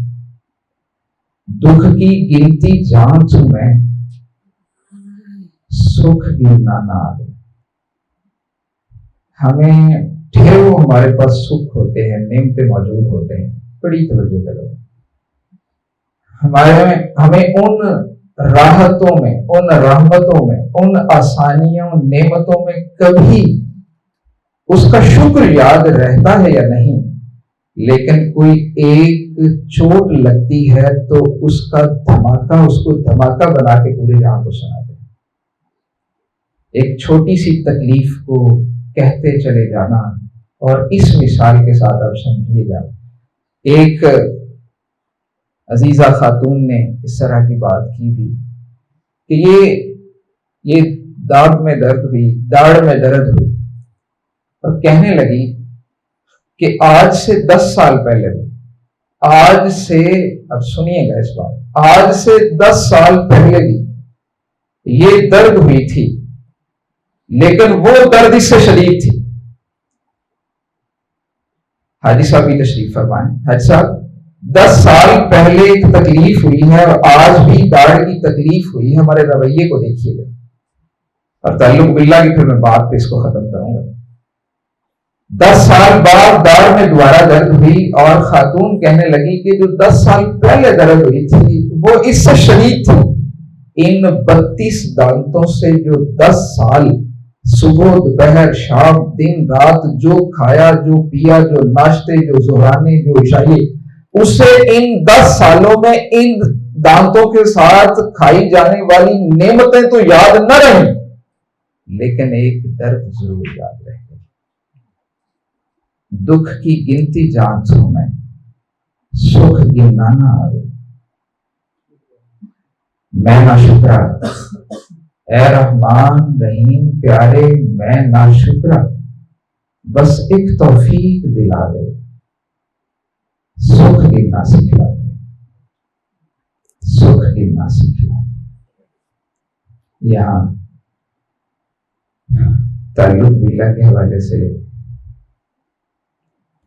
میں نے جو ذکر کیا کہ کچھ ایسی باتیں ہیں جو ہمارے یہاں کم ڈسکس ہوتی ہیں، ڈسکس ہی نہیں ہوتی، ان کو شیئر کیا جا سکتا ہے، لیکن جیسے مجھے بتایا تنویر صاحب نے کہ ڈاکٹر مختار صاحب نے یہ بات کی کہ اس موضوع کو سمجھنے کے لیے تو 6 مہینے کی وہ کرواتے ہیں ورکشاپ، اس کو 2-2.5 گھنٹے میں سمجھنا اور پورے قرآن کا خلاصہ بتانا، پورے قرآن کا خلاصہ، تو پورے قرآن کا خلاصہ اللہ سبحانہ و تعالیٰ کے اسماء ہیں، شریعت ساری کی ساری انہی کی تفصیل ہے، یہ بات بڑی تفصیل طلب ہے۔ پوری شریعت اپنے عقائد، اپنے ایمان، اپنی عبادات، اپنے اخلاق اور معاملات کے حوالے سے پورے یقین سے کہہ رہا ہوں، اور عقیدے کی وہ بحث ہے جس میں بہت کم ہے، یہ ساری اسی کی تشریحات ہیں۔ اور ایک بات، ہم سورہ فاتحہ کو شروع کرتے ہیں، سورہ فاتحہ کو شروع کرتے ہیں، اعوذ باللہ من الشیطان الرجیم، بسم اللہ الحمدللہ۔ الحمد قرآن کریم کے اندر الحمد سے آپ کیا مراد لیتے ہیں تاکہ آپ کو بات کا پتہ چل سکے۔ سوال چونکہ نبی کریم صلی اللہ علیہ وسلم کا ایک مسنون عمل ہے، آپ صلی اللہ علیہ وآلہ وسلم صحابہ کرام کو سمجھانے کے لیے سوال کا اسلوب اختیار کرتے تھے تاکہ سننے والے جو ہیں، سامعین جو ہیں، ان کو بات اچھی طرح کلک کر سکے اور دل میں پوری طرح جم سکے، نقش اس کا گہرا ہو سکے۔ آپ الحمد سے کیا مراد لیتے ہیں؟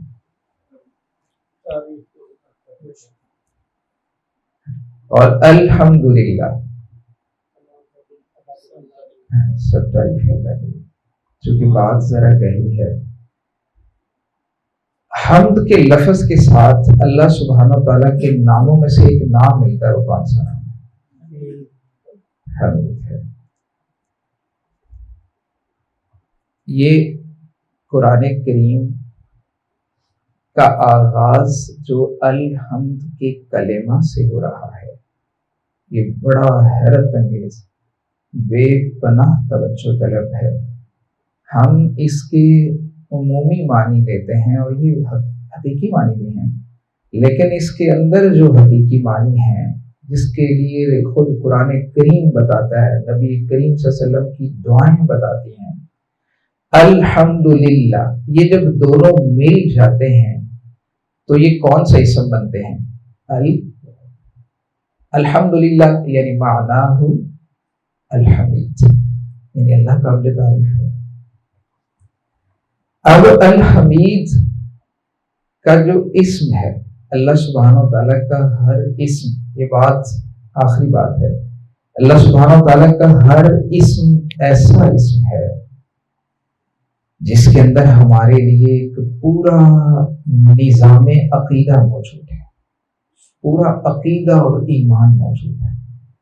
بہت سے اسماء ایسے ہیں جن کے اندر ہمارے لیے ایک پورا نظام اخلاق موجود ہے، ایک پورا نظام اخلاق موجود ہے۔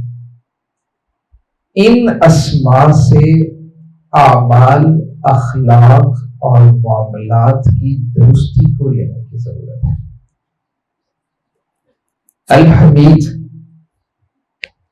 الحمید سے ہمارے ہاں یا الحمد سے ہمارے ہاں جو مراد لیا جاتا ہے وہ درست مراد ہے، بالکل صحیح مراد ہے، ظاہر ہے وہ مفسرین نے، علماء نے لی ہے، لیکن یہاں اللہ سبحانہ و تعالیٰ کا جو اسم الحمید یہاں بن رہا ہے وہ ہم سے کیا تقاضا کرتا ہے؟ اور نبی کریم صلی اللہ علیہ وآلہ وسلم جو ہیں تاریخ انبیاء میں جلیل القدر، خاتم الانبیاء، خاتم الرسل، بڑے نبی کریم صلی اللہ علیہ وسلم نے آپ کو بہت بڑا مقام و مرتبہ دیا گیا۔ اللہ سبحانہ و تعالیٰ نے آپ کو کس نام سے قرآن میں یاد کیا؟ آپ تصور کریں کہ الحمید اللہ کا اسم ہے، اس اسم کا جو تقاضا ہے، ہر اسم ہم سے ایک تقاضا کرتا ہے، یاد رکھیے گا، یہ بہت سے اسماء ہم سے تقاضا کرتے ہیں۔ جیسے السمیع ہے، تو اللہ سبحانہ و تعالیٰ کا جو اسم السمیع ہے اس میں ہمارے لیے تعلق باللہ کے حوالے سے کیا چاہیے؟ کبھی آپ نے سوچا اللہ کے اسم حسن السمیع میں ہمارے لیے کیا تعلق باللہ ہے؟ یہ وہ باب ہیں، اور یہ وہ باب ہیں جو ابواب الاسماء الحسنى، ابواب معرفت اللہ تعالی، یہ اللہ کی پہچان کے ابواب ہیں، الماریاں ہیں، ابواب ہیں، اور جس کی جتنی پہچان ہوتی ہے اتنی ہی اس سے لگن ہوتی ہے، اتنا ہی اس سے تعلق ہوتا ہے، اتنی ہی اس سے محبت ہوتی ہے۔ جو اگر حضرت زین العابدین یہ کہہ رہے تھے اور ان کا غلام جو کہہ رہا تھا کہ حضرت آپ گرنے والے ہیں، تھر تھر کانپ رہے ہیں، ایسا کیوں ہے؟ تو اس کے پیچھے بات کون سی کھڑی تھی اصل میں؟ اس کے پیچھے اللہ سبحانہ و تعالیٰ کی صفت العظیم کی وہ معرفت کھڑی تھی۔ اللہ سبحانہ، میرے پاس ان کی باقاعدہ دعاؤں کی کتاب موجود ہے، میں جب ان کی دعاؤں کو پڑھتا ہوں تو میں خود وہ حیرت کے ابواب ہوں کہ انہیں اللہ کی عظمتیں کیسے کھلی۔ جس کو اللہ کی عظمت جتنی بڑی کھلے گی وہ اتنا بڑا جھکنے والا منکسر المزاج، اتنا بڑا عاجز ہوگا اور خود کو اتنا ہی بے بس تصور کرے گا۔ جس کے نزدیک سب سے بڑی چیز اللہ ہوں گے، اللہ کی ذات ہوگی، اس کی خواہشیں بھی سب سے بڑی اللہ کے لیے ہوں گی۔ مجھے میرے طلبہ پہ تو کبھی اللہ کی عظمتیں، اس کی قدرتیں، اس کی رفتیں، وہ تو خود عظمتوں کا خالق ہے، وہ خود بلندیوں اور رفتوں کا خالق ہے، مالک ہے، جس پہ ہم اللہ کے حکموں کو کیوں اتنی کوئی بودر نہیں کرتے، اہمیت نہیں دیتے، حکم ٹوٹ رہے ہوتے ہیں۔ ہمارے طلبہ موبائل استعمال کرتے ہیں، ہم سے کتنے اللہ کے حکم ٹوٹ رہے ہوتے ہیں، ذرا توجہ کیجیے گا۔ حکم اس وقت ٹوٹتا ہے جب حاکم کی معرفت نہیں ہو، حکم دینے والے کی عظمتیں دل پہ حویلہ ہو چکی ہیں، پوری طرح شرح بس سے کھل چکی ہو، مجال ہے کہ کسی کے کوئی آنکھ اٹھائے اور دیکھے اس چیز کو جس سے اس نے روک دیا ہے۔ اور کان کو متوجہ کرے اس طرف کہ جس سے اس نے روک دیا ہو. اللہ کی قسم اٹھا کے کہہ سکتا ہوں صحیح بخاری کی وہ جو روایت ہے سمجھ کم آتی تھی اس کی, بڑی دیر کے بعد اللہ کے اسماء کے ذریعے اس کی سمجھ آئی کہ جس میں کہا اللہ حدیث قدسی ہے صحیح بخاری کی وہ روایت کہ میں اس کے وہ کان بن جاتا ہوں جس کے ساتھ وہ سنتا ہے, میں اس کی وہ آنکھ بن جاتا ہوں جس کے ساتھ وہ دیکھتا ہے. اس سے مراد کیا ہے؟ ہمارے یہاں عموماً کہا جاتا ہے کہ یہاں سے تشبیہ مراد ہے, تشبیہ کا اسلوب مراد ہے. اللہ کی قسم جو بات سمجھ آئی ہے وہ یہ, میں جب ہم سمیع کا پڑھ رہے تھے تو اس وقت اللہ کے سامنے ایک بات رکھی کہ اللہ آپ سمیع ہیں. یوں تو ظاہر ہے سیاہ کالے پہاڑ پہ چلنے والی سیاہ رات میں سیاہ کالی چونٹی کو نہ صرف وہ دیکھتے ہیں, اس کے قدموں کی چاپ کو سنتے ہیں, وہ ایسے بریک بھی ہیں, لطیف ہیں, قوی ہیں اور ایسے سمیع ہیں. میں نے اللہ کے حضور یہ بات رکھی کہ اللہ یا اللہ آپ سمیع ہیں تو کون سی چیز ہے بتا تو دیجیے جو آپ کو سب سے معلوم ہے سننے میں. تو خود السمیع کے لفظ سے یہ بات سامنے آ گئی, وَإِذَا قُرِئَ الْقُرْآنُ فَاسْتَمِعُوا لَهُ. ہمیں قرآن سب سے زیادہ محبوب ہے سننے میں. یہ مجھے کہاں سے پتا چلا؟ یہ مجھے السمیع سے پتا چلے گا. تو چلا تھا کہ کون سی چیز تعلق باللہ, اللہ کو سب سے کون سی وہ چیز ہے جو مجھ سے اللہ سننا چاہتے ہیں. مجھے پتا چلا اللہ مجھ سے قرآن سننا. پھر جب بصیر کو دیکھا تو پتا چلا کہ وہ کون سی چیزیں ہیں جن کو اللہ چاہتے ہیں کہ میرے بندے دیکھیں, اور کون سی وہ جگہ ہیں جن کی طرف انہیں اپنی آنکھ تک بھی نہیں اٹھانی چاہیے. میں نے الحمید کی بات کی, بات تو بس آخری بات کر کے ایک قاری صاحب سے ذکر ہوا تھا, ایک بڑا معمولی سا باریک سا اور بڑا سلیم سمارٹ پتلا سا ایک نوجوان, شاید اس کو یہ بات سمجھ آ گئی تھی, مجھے سمجھ نہیں آئی, ہمیں سمجھ نہیں آئی. بالکل ایک سلیم سمارٹ سا نوجوان صومالی ہے, سیاہ کالا ہے, اور اس کے سامنے ایک ریڑھی ہے. بڑی حیرت انگیز بات, اس کے سامنے ایک ریڑھی ہے اور ریڑھی بھی ٹوٹی پھوٹی ہے, ریڑھی بھی ٹوٹی. میں نے وہ منظر خود دیکھا. نوجوان کھڑا ہے, سلیم سمارٹ ہے, اس کا چہرہ بھی فقر و فاقہ کی ایک پوری علامت بنا ہے, ڈھنڈورا پیٹ رہا ہے فقر و فاقہ, اور اس کے سامنے جو اس کی ریڑھی ہے وہ بھی ٹوٹی ہوئی ہے, جو اس کے فقر کی اور وضاحتیں کرتی ہے. اور اگلا تیسرا منظر اس سے بھی حیرت انگیز ہے, جو اس کے سامنے پھل رکھا ہے اس نے بیچنے کو, وہ پھل بھی باسی ہے. منظر 3 سن لیا آپ نے, شخص بھی قابل رحم اور اس کی ریڑھی بھی فقر و فاقہ کا اظہار, قابل رحم, اور جو اس کے سامنے پھل پڑا ہے وہ بھی باسی. لیکن ایک جملہ بس سن لیجیے تعلق باللہ کی سمجھ آ سکے تو. اس نے ایک جملہ لکھ رکھا ہے, کیف اخاف الفقر وانا عبد الغنی. مجھے فقر و فاقہ کا ڈر نہیں. گزرنے والوں, تم میرے چہرے کو بھی دیکھتے ہوگے اور تم میری لگی ریڑھی کو بھی دیکھتے ہوگے اور اس پہ پڑے باسی پھل کو بھی دیکھتے ہوگے, لیکن کوئی ہمارے قلب میں اس کی عظمتوں اور اس کے یقین کو دیکھنا چاہے تو یہ جملہ ہم نے لکھ چھوڑا ہے, کیف اخاف الفقر وانا عبد الغنی. جو الغنی کا بندہ ہو اسے فقر و فاقہ کا ڈر نہیں رہتا. اسے ضرورت یہ ہے, میں نے شروع میں ایک دعا پڑھی تھی, اللہم بک اصبحنا, وہ اپنی صبح اس کے ساتھ کر لے. اللہم بک اصبحنا, ہم اپنی صبح تیرے ساتھ کرتے ہیں. کیوں مطلب ہے اس کا, یہ بھی ایک پورا جہاں. اللہم بک اصبحنا, ہم یہ دعائیں پڑھتے ہیں, میں گارنٹی سے کہتا ہوں ہم یہ دعا کبھی پورے شعور سے پڑھنا شروع کر دیں, ہمیں تعلق باللہ کے سارے راز مل جائیں. میری صبح آپ کے لیے, میری شامیں آپ کے لیے, میرے دن آپ کے لیے اور میری راتیں آپ کے نام. کہاں گئے وہ اللہ والے کہ ابھی شام ہوتی تھی, اندھیرا چھاتا تھا تو ایک شخص سلف میں سے اپنا مصلی ڈال لیتا تھا. پوچھنے والے نے پوچھا کہ کیا وجہ ہے, ابھی سے بیٹھ گئے ہو. کہنے لگا انتظار کی اپنی لذتیں ہوتی ہیں, رات کے پچھلے پہر کسی نے آنا ہے, اس کے انتظار میں ابھی سے مصلی رکھ لیا ہے. کیا یہ ساری باتیں کتابوں میں ہی رہ جائیں گی؟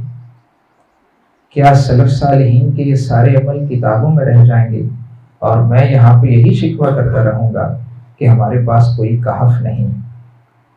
تبلیغی جماعت کی شکل میں, اہل اللہ کے ساتھ بیعت کی شکل میں, یا خانقاہوں کی شکل میں ہمارے سلف نے ہمارے لیے کیا نہیں چھوڑا، لیکن کہاں ہیں وہ ادارے، کہاں ہیں وہ لوگ جن کے ساتھ ہم بیٹھیں تو اس 24 گھنٹے کی موج مستی کی دنیا کو چھوڑ کر لا تعلق ہو کر کچھ اللہ کی محبتیں ہمارے دل میں پیدا ہوں۔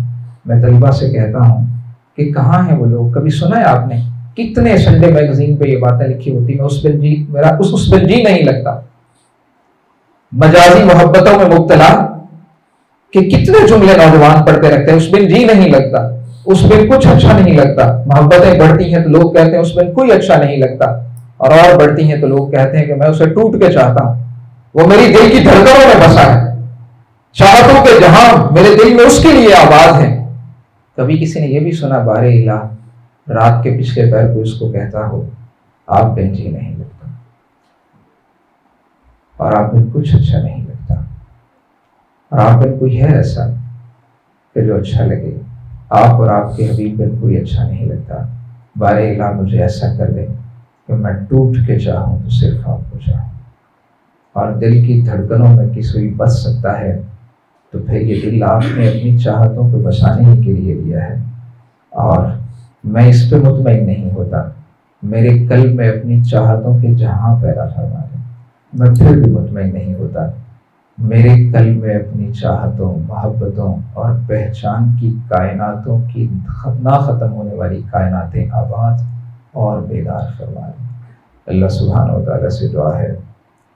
الحمید کی باتیں رہ گئی، انشاءاللہ بہت سی باتیں ہیں، میں انشاءاللہ قاری صاحب سے اور تنویر بھائی سے کہا ہوا ہے انشاءاللہ صحت ٹھیک ہوگی۔ کچھ کام ایسے ہیں جو پراپر انشاءاللہ پروگرام بھی ہیں ایسے ادارے بنانے کا جو پراپر اللہ کی تعلق اور محبت کے، جہاں بچوں کو اٹھائیں گے اور قاری صاحب بھی کریں گے انشاءاللہ، کر رہے ہیں، ہم سے زیادہ کر رہے ہیں، ہم بے عمل سے لوگ ہیں، کہ جہاں بچوں کو رات کو اٹھایا جائے 24 گھنٹے کی ترتیب ہے، اور انہیں بتایا جائے رات سونے کی تو بات نہیں کی میں نے آپ کی، جب رات سلیکشن آف ٹائم میں نے بات کی، ایک رات کے پچھلے پہر کی جو سلیکشن ہے یہ، اور رات سوتے ہوئے جو رات سونے کا بھی وقت ہے وہ بھی ایک سلیکشن آف ٹائم ہے، اور وہاں پہ بھی آپ کی ایک سلیکشن ہے، وہ کیا ہے؟ تبارک الذی بیدہ الملک، یہ میرے ہاتھ میں ہے، میں اسے جیسے چاہوں جو چاہوں کر سکتا ہوں، یہ کتنی بے بس ہے میرے ہاتھوں میں۔